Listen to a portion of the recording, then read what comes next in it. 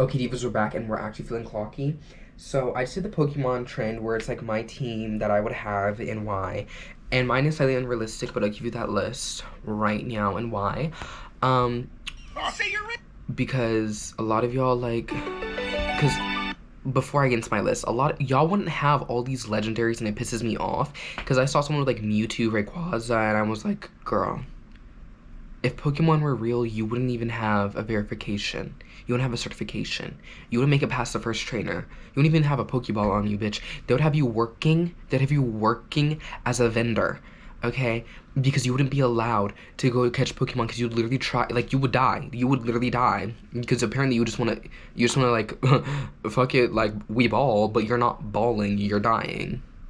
Yeah, you're not balling. You're falling. Yeah, you're not getting Rayquaza, I'm sorry, you're not that good. But here's my list of Pokemon I would have if they were real and why. First, we have Honedge because I used to do fencing and blue was my favorite color growing up. Meowth because I love money and I'm a cloud chaser, right? Eevee because I grew up with dogs, I have one right now, and I literally be doing anything and everything. Like, I've done fencing, I study ancient languages, I used to do theater, I used to do drawing too. I can still draw. I literally almost was a STEM major. I used to do HOSA. Like, literally, freshman year I joined every single club that there was. So, like, really, I thought about being a lawyer too. Like, it's bad. And I'm also like side quest master. And like, you know, Evie can go like evolve into anything. So like me and her are like twins. And then unknown. This is the one unrealistic pick on my thing. Okay. But unknown because I love ancient languages and I've been obsessed with him since I was in the 6th grade, and also it's my favorite Pokemon, and it is also my Xbox profile photo because unknown is just like T. Underrated. Love that girl. And then Ralts, because before we all become divas, we have that one awkward phase, and that's what Ralts is, and that's just like synced up. And then we have Galarian Yamask, because, and I know some of the divas are gonna be like, Gavin, don't you study hieroglyphs? Why not the normal one? Because it becomes like a sarcophagus. Well, young one, you must not know my lore, because before there were hieroglyphs, there was the runes and Icelandic staffs I used to study. And literally, the Galarian mask reminds me so much of that. So it's like, and on that note, if I was pagan, I would be giving you bitches a run for your money. I would destroy all the Wiccans, first of all. Y'all wouldn't survive me, because these Wiccans wouldn't be like pseudo whatever, not giving. I would be giving pagan realness, Icelandic stave, skinning a man's legs for an infinite money glitch. If you know, you know. I was also studying Galdiers for a quick second. I was like really getting into it, and then we got out, but we're low-key in. But yeah, Galarian Mask, because that's what it gives. And then here's my team of Eldritors and Gagginess, fully evolved, even though Unknown doesn't evolve, so we added in some other letters. Yes, this photo has made a reappearance on all my socials like 5 different times because it's just such a good one. Shout out to my diva who took that photo, love you. But now, that's my team. And on this note, because this is like what I was in a clock, I used to gatekeep my nerdy interests and hobbies and whatnot because I was like so afraid of being judged. But when you realize it's always the baddest bitches that are always in their like nerd shit, that's when you unlock that full diva. That's when you unlock that full diva, and it's like, yes, I love anime. Yes, I love video games. Yes, I take a shower. It can be true.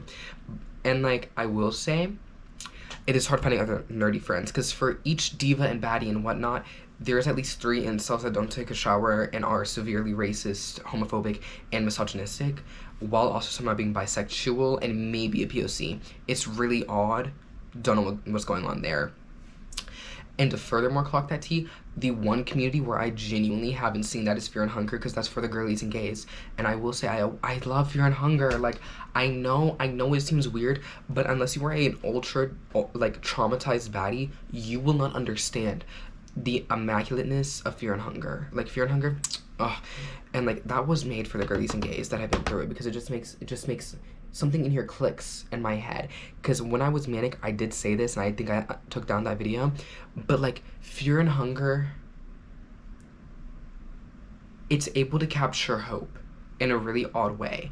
Maybe not the first game, but the second game is something,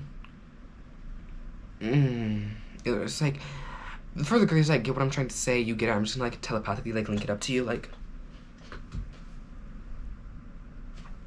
Right. Right. Right. But yeah, like having to like pretending like I don't read BL manhwa like every day, and I haven't rewatched Fullmetal Alchemist Brotherhood probably did do like a number on my brain chemistry, because genuinely like quiet. But yeah, like, and you know what, while we're at it, I'm gonna rank my eeveelutions, because I did think about ranking the Night Rain bosses, but my tier ranking is like pretty much the same thing. If anything, Helios Store's last place, because for being a final boss, way too easy. Really good cinema though, but final boss, not final boss material. Should have had 3 phases. Should have been way more difficult. Give him a higher health bar. Like, he was way too easy. First tried and beat him 2 times in a row. Yeah, no. And way too easily like telegraphed. Like, why was the Gaping Jaw and Tricephalos harder than that? Like, come on, like. But here's my eeveelutions ranked, okay? Starting off with worst to best. Okay, worst, Flareon. Design not there. Fire type's not my favorite. Really nothing to say. She's not giving us anything that we need. If anything, they should have made her tail on fire, or her mane on fire. If they made her like mane and fur on fire, that'd have been T, but they didn't, so flop. Next. Controversial pick, okay? Sylveon. Now why? Yes, she's cute. Yes, she serves. But I just need like a little more from her. You know what I mean? She's not giving me like fairy princess. She's giving me dyed Pomeranian wearing a bow. She's giving show dog. And you know what? She does give you a show, but I need more. Next, it will be Leafeon. I will say I do love my grass type Pokemon. They're usually always my starters. Shout out to Rowlett. But I feel like Leafeon is like the twink of the eeveelutions. Like, I don't know. Like, Leafeon is just a twink. And it's like, you know, like, it's like, but that's okay. Then next. Wow. This is where, like, they're all equal in my heart, but we're gonna go Umbreon next. She is cunt. You see them gold bands? She's Haute Couture. She's running Gucci. She has Louis Vuitton. She is Donatella Versace. But I just need a little bit more from her design, but she's very cunt, and I do love her. And, like, the eyes being red with the gold, the black, beautiful design. But that's okay. Then after that is gonna go Vaporeon. Now, she would get higher, but I remember the era where there was those Vaporeon fetishizers that were, like, into her, and, like, I can't look at her the same after the things I've witnessed on the internet. And if you don't know what I'm talking about, God bless your soul, but I have consistently had a screen time of over 12 hours since the age of, like, 11, so I've seen too much. Then Jolteon, because, actually, no, not then Jolteon, then Glaceon, because you cannot tell me Glaceon is not the Azalea Banks of the eeveelutions. If not, no, I would say the Pokemon world, but there's another Pokemon that takes that place, and I'll let you divas decide, because I need interactions and clicks and whatnot, and comments. But literally, Glaceon wrote and produced Count Contessa by Azalea Banks, and she would read you nasty as fuck, and that's the truth. Then Jolteon, sorry, my mom's loud as fuck.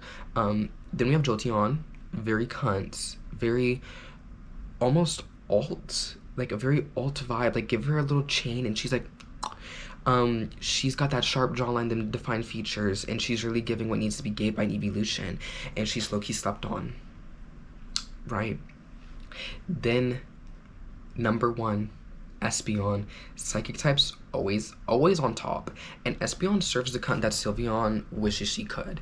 She's got that gem, you know, the red from Umbreon, but also it's a real gem in the middle of her forehead. She's psychic, can control your mind, and is still a type unlike Fairy. Clocked.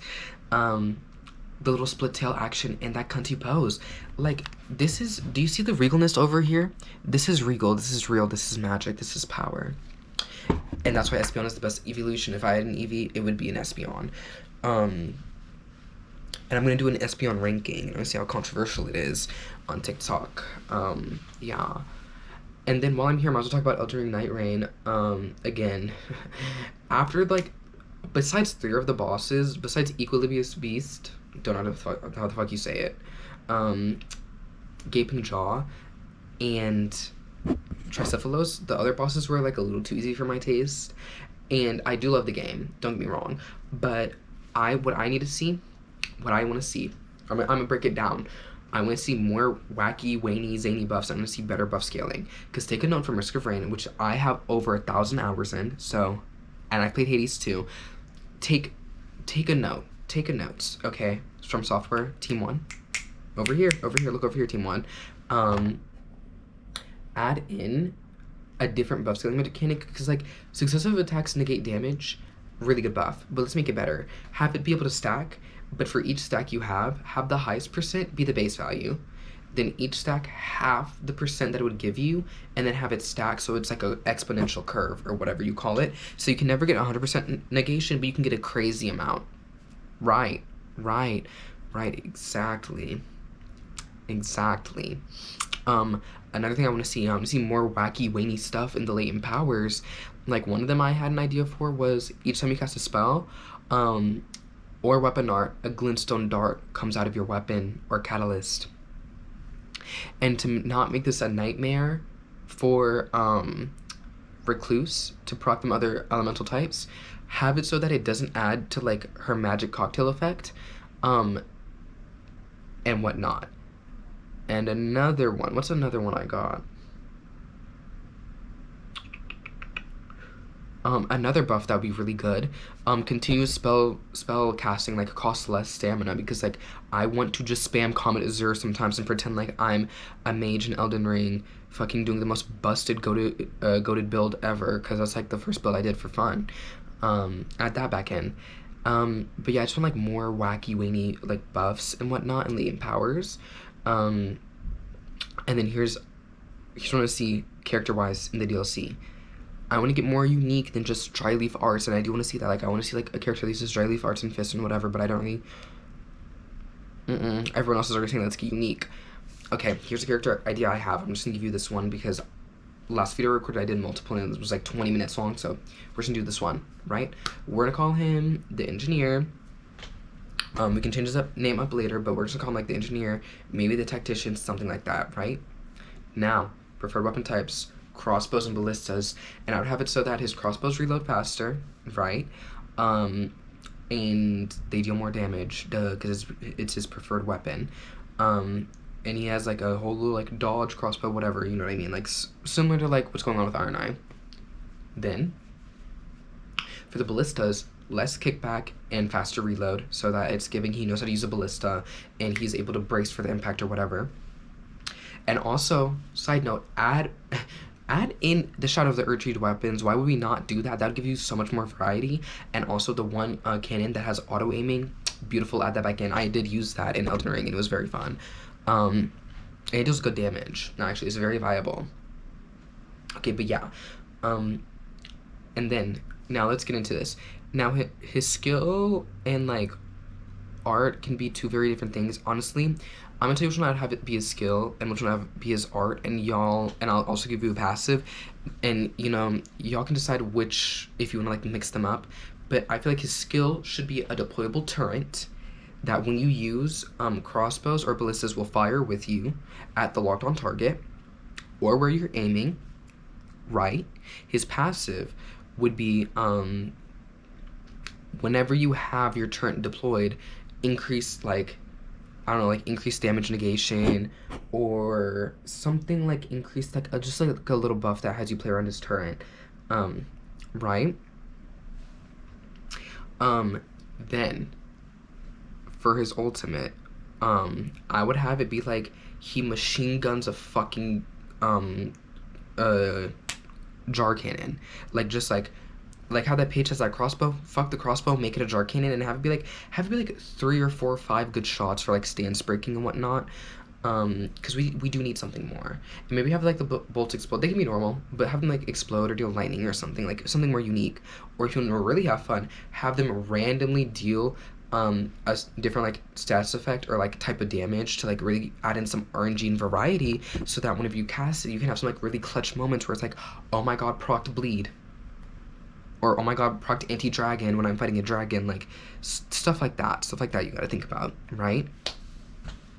And that would be my character I'd add in, because like they ate with like the summonables and whatnot, but like, and then one last tidbit for the relics, for the damn relics, I would add in relics that do change up the abilities. I saw someone else mention this, but I'm gonna mention it too. I would have like a relic, for example, for the recluse, where it would change your magic cocktail spells so that they're all like more support based and more buff based, and like, I know you're gonna be like, Gavin, what the fuck? But no, there's gonna be some damage options. But no, like, we want support. Let me give you support. Fuck Revenant. Let me show you support. And then like Revenant, I would add in a relic that like lets each of her summons like apply one of their own like status effects, or like have a certain like damage type added to them to spice them up a little bit. And yeah, or like for Revenant, increase like summon health. Or increase duration of necromancy, like play around with them passives a little bit or something. Like, we need more variety, but I do love the game, so don't get me twisted. And yeah, but I think I'm gonna clock out for today. I think that's like the end of the video. I'm just gonna like, bye.